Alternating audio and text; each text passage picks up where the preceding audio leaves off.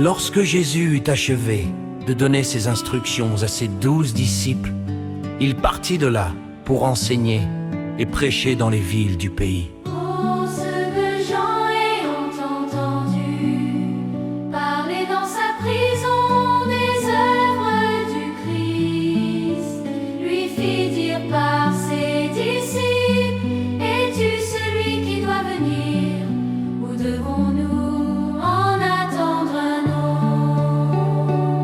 Lors de ça, Jésus leur répondit: allez rapporter à Jean ce que vous entendez, c'est ce que vous voyez.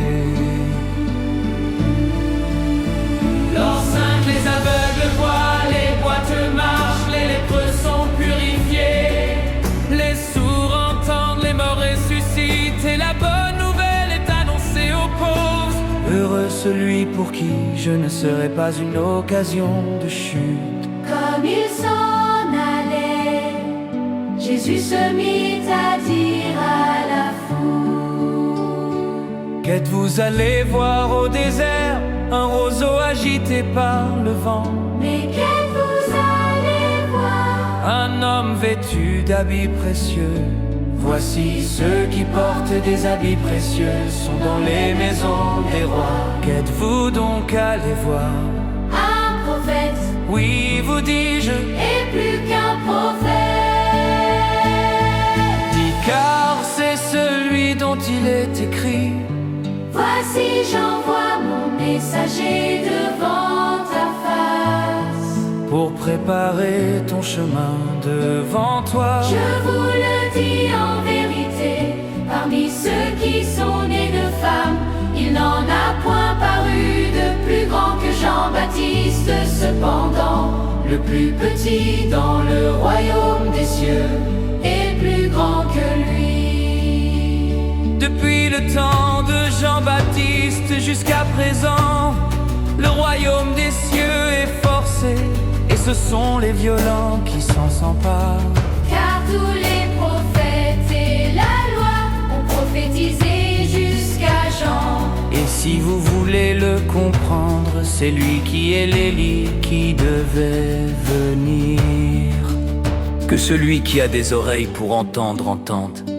Ah, qui comparais-je cette génération? Elle ressemble à des enfants assis dans des places publiques et qui, s'adressant à d'autres enfants: Blisset, nous vous avons joué de la flûte, et vous n'avez pas dansé.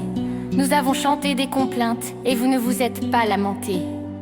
Car Jean est venu, ne mangeant ni ne buvant, et ils disent: il a un démon. Le Fils de l'homme est venu, mangeant et buvant, et ils disent: c'est un mangeur et un buveur, un ami des publicains et des gens de mauvaise vie. Mais la sagesse a été justifiée par ses œuvres. Alors il se mit à faire des reproches aux villes dans lesquelles avaient eu lieu la plupart de ces miracles, parce qu'elles ne s'étaient pas repenties. Malheur à toi, Chorazien, malheur à toi, Bethsaïda. Car si les miracles qui ont été faits au milieu de vous avaient été faits dans Tyr et dans Sidon, il y a longtemps qu'elles se seraient repenties en prenant le sac et la cendre. Pourquoi je vous le dis, au jour du jugement, Tyr et Sidon seront traités moins rigoureusement que vous. Et toi, Capernaum, seras-tu élevé jusqu'au ciel? Non, tu seras abaissé jusqu'au séjour des morts.